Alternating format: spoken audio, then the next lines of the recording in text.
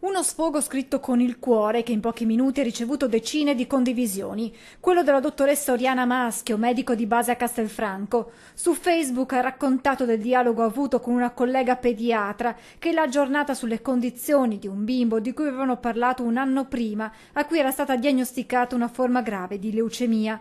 Oggi il piccolo di una provincia veneta sta bene grazie ad un trapianto di midollo, ma al sollievo per un futuro più roseo si contrappone l'amarezza. C'era un dato molto che mi ha turbato, il fatto che dovrà entrare a scuola e la sua classe ha 5 bambini non vaccinati. Nel post la dottoressa Maschio spiega che il bimbo, vivendo in un piccolo paesino, non ha alternative. Pensare a un bambino che supera una cosa così drammatica, se alla fragilità si accompagna anche la necessità di cambiare classe o di cambiare paese, addirittura di andare in un paese limitrofo. Troppo spesso, spiega la dottoressa Maschio, sul web appaiono informazioni che vengono lasciate al giudizio della popolazione inerme di fronte a certi argomenti, infangando, aggiunge, la scienza.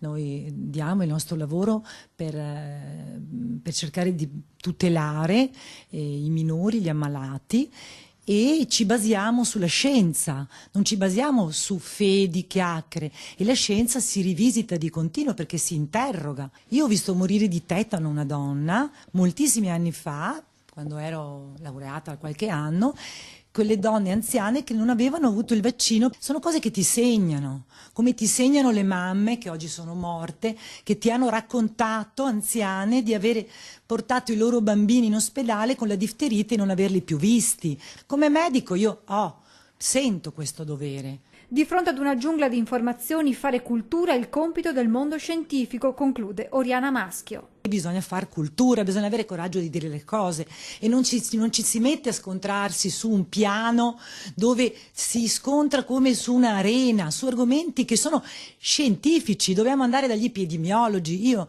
sono un medico che lavora sulle linee guida, non me le invento le linee guida. Ed è questo il problema. Noi crediamo di poter inventare la scienza non si inventa, non è democratica, non è fatta di like.